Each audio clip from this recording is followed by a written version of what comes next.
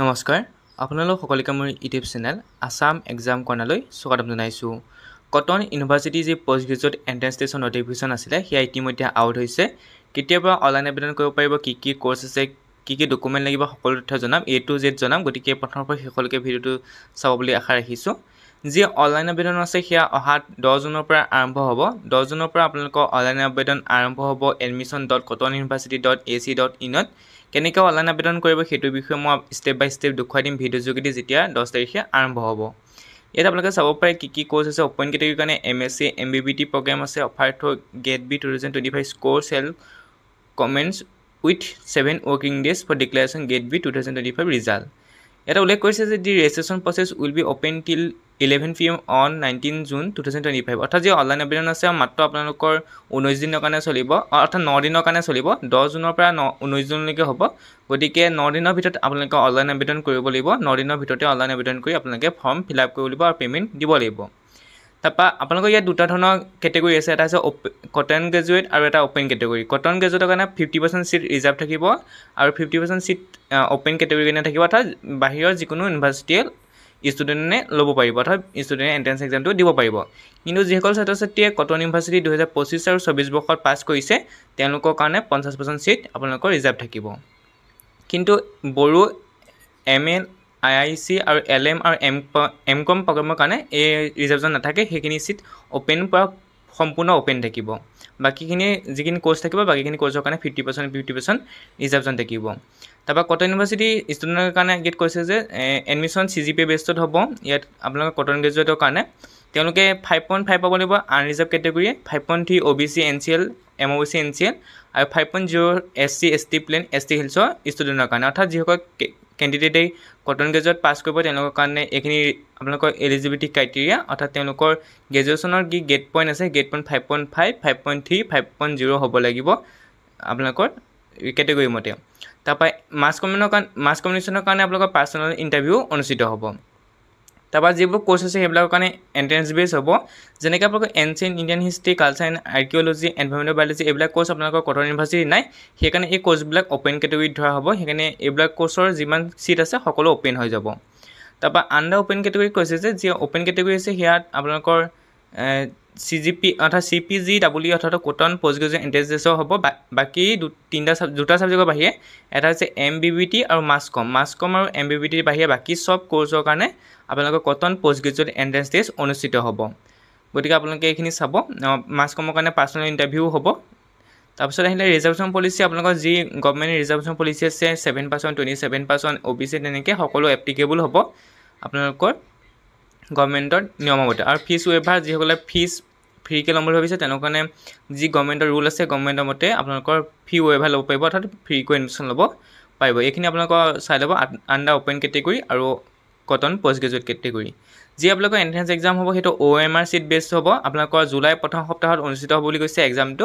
এতিয়ালৈকে ডেটটো দিয়া নাই, যিহেতু জুলাই প্ৰথম সপ্তাহত বহুতৰ ডিব্ৰুগড় ইউনিভাৰ্চিটি হয়তো গুৱাহাটী ইউনিভাৰ্চিটি এক্সাম অনুষ্ঠিত হ'ব পাৰে। বহুতৰে ডেট দিছে, গতিকে আপোনালোকৰ জুলাই প্ৰথম নহয় দ্বিতীয় সপ্তাহত অনুষ্ঠিত হ'ব। ইয়াত কৈছে যে মাল্টিপল চইচ কুৱেশ্যনো হ'ব আৰু যি চিলেবাছ আছে গ্ৰেজুৱেশ্যনৰ কাৰণে সেই চিলেবাছ আপোনালোকৰ কটন ইউনিভাৰ্চিটিৰ যি চিলেবাছ আছে সেই চিলেবাছ আপোনালোকে ফ'ল' কৰিব লাগিব। যিকেইটা আপোনালোকক মই ইতিমধ্যে ক'লোঁ যে এনচিয়েণ্ট হিষ্ট্ৰী, আৰ্কিঅ'লজি এইকেইটা ছাবজেক্টৰ কাৰণে যিহেতু কটনত সেইকেইটা ছাবজেক্ট নাই, সেইকাৰণে সেইকেইটা ছাবজেক্টৰ কাৰণে আপোনালোকৰ যি চিলেবাছ আছে সেই চিলেবাছ আপোনালোকৰ ইণ্ডিয়াৰ টপ ইউনিভাৰ্চিটি চিলেবাছ ফ'ল' কৰিব বুলি উল্লেখ কৰিছে। কিন্তু বাকী যিবিলাক কোৰ্চ কটন ইউনিভাৰ্চিটিত আছে সেই কটন ইউনিভাৰ্চিটি কোৰ্চৰ চিলেবাছেই লোৱা হ'ব PG এণ্ট্ৰেন্সৰ কাৰণে। গতিকে আপোনালোকে চিলেবাছ কটন ইউনিভাৰ্চিটি গ্ৰেজুৱেশ্যনৰ চিলেবাছ আছে সেই গ্ৰেজুৱেশ্যনৰ চিলেবাছ পঢ়িব লাগিব। তাৰপিছত আহিলে আপোনালোকৰ এইখিনি আপোনাৰ ইতিমধ্যে মই ক'লোৱে। তাৰপিছত আহিলে গেপৰ কথা যদি উল্লেখ কৰোঁ 2022 চনত আগত পাছ কৰাসকলে এই এক্সাম দিব নোৱাৰিব। আণ্ডাৰ অপেন কেটেগৰীৰ ক্ষেত্ৰত কৈছোঁ। 22 চনৰ পিছত যিসকলে পাছ কৰিছে গ্ৰেজুৱেশ্যন পাছ কৰিছে তেওঁলোকে এই এক্সাম দিব পাৰিব। এক্সেপ্ট LLM প্ৰগ্ৰেমৰ বাবে LLM প্ৰগ্ৰেমত কোনো ৰেষ্ট্ৰিকশ্যন নাই, গেপ পিৰিয়ড নাই। বাকীবিলাকত গেপ পিৰিয়ড আছে, 3 বছৰতকৈ অধিক হ'ব নালাগিব। অৰ্থাৎ 2022 চনৰ আগৰ পাছ কৰাসকলে এই এণ্ট্ৰেন্স এক্সাম দিব নোৱাৰিব। কি কোৰ্চ আছে মই কৈ দিছোঁ। Ancient Indian history, culture and archaeology, anthropology, Arabic, Assamese, Bengali, Bodo, economics, education, English, history, mass communication, journalism, Persian, philosophy, political science, psychology, Sanskrit and sociology, botany, chemistry, environmental biology, wild life science, geography, geology, mathematics, molecular biology, biotechnology, physics, statistics, zoology, master of computer application, master of library and information science, master of law, master of commerce, mass communication journalism, এইকেইটা self financing হ'ব। আপোনালোকৰ যিটা LLM course আৰু মাছ কম এইকেইটা আপোনালোকৰ self financing হ'ব। তাৰপৰা চিটৰ কথা যদি উল্লেখ কৰোঁ, ancient Indian history, culture and archaeology Cotton গ্ৰেজুৱেটৰ কাৰণে 10টা চিট ৰিজাৰ্ভ থাকিব আৰু বাকী ইউনিভাৰ্চিটি ষ্টুডেণ্টৰ কাৰণে 10টা চিট ৰিজাৰ্ভ থাকিব। তেনেকৈ এন্থ্ৰপলজিও তেনেকৈ 13টা 20টা আৰু ইয়াত আপোনালোকৰ যিটো এলিজিবিলিটি ক্ৰাইটেৰিয়াটো চাব, bachelor degree with major honours anthropology হ'ব লাগিব। আপুনি যিটোত এণ্ট্ৰেন্স এক্সাম দিম বুলি ভাবিছে সেইটোৱে মেজৰ আপোনালোকৰ গ্ৰেজুৱেশ্যনত থাকিব লাগিব। বাকী কিছুমান ছাবজেক্ট আছে যিটো নালাগে। গতিকে আপোনালোকে চাই ল'ব, মাছ কমৰ কাৰণে নালাগে, মাছ কমৰ কাৰণে যিকোনো ফিল্ডৰ পৰা অহা হ'লে হ'ল। কিন্তু আপুনি history, Hindi, English, education, economics, Bodo, Bengali, Assamese ল'ব বিচাৰিলে গ্ৰেজুৱেশ্যনত আপুনি এইকেইটা ছাবজেক্ট কৰা হ'ব লাগিব। পাৰ্চনেলৰ ক্ষেত্ৰতো একেই, তাৰপৰা ফিলচফিৰ ক্ষেত্ৰতো একেই, পলিটিকেল ছায়েন্সৰ ক্ষেত্ৰতো একেই আপোনালোকৰ। তাৰপিছত চাইক'লজিৰ ক্ষেত্ৰত যিকোনো ফিল্ডৰ হ'লেই হ'ল। তাৰপিছত সংস্কৃতৰ ক্ষেত্ৰতো আপোনাৰ সংস্কৃত লাগিব। ছ'চিয়লজিৰ ক্ষেত্ৰতো যিকোনো ফিল্ডত হ'লেই হ'ল। যিকোনো ফিল্ডৰ পৰা আপোনালোকে এণ্ট্ৰেন্স এক্সাম দিব পাৰিব ছ'চিয়লজিৰ কাৰণে। গতিকে এইখিনি আপোনালোকৰ আৰ্টছৰ ছাবজেক্টখিনি মই আপোনাক জনাই দিলোঁ। চিট কেপাচিটিখিনি চাই ল'ব, তেওঁ ভাগ কৰি দিছে, অৰ্থাৎ ইকুৱেল চিট কেপাচিটি আছে। ছায়েন্সৰ ক্ষেত্ৰত বটানী, কেমেষ্ট্ৰি 12টা 17টা চিট আছে। ইয়াতো একেই আপোনালোকৰ বটানীত মেজৰ আপোনালোকৰ বটানী হ'ব লাগিব আৰু কেমেষ্ট্ৰিটো আপোনালোকৰ মেজৰ কেমেষ্ট্ৰি হ'ব লাগিব। তেনেকৈ environmental, biology and wild life ছায়েন্সৰ কাৰণে আপোনালোকৰ bachelor degree with major honours in science subject, অৰ্থাৎ ছায়েন্সত আপোনালোকৰ ছায়েন্সত আপোনালোকে গ্ৰেজুৱেশ্যন কমপ্লিট কৰিলে আপোনালোকে এইটো এক্সাম দিব পাৰিব। জিঅ'গ্ৰাফী লাগিব, জিঅ'লজি লাগিব, মেথমেটিক্স লাগিব। মলিকুলাৰ বায়'লজি এণ্ড বায়'টেকনলজিত আপোনালোকৰ ফিল্ড হ'ব লাগিব zoology, botany, biotechnology, microbiology and similar discipline.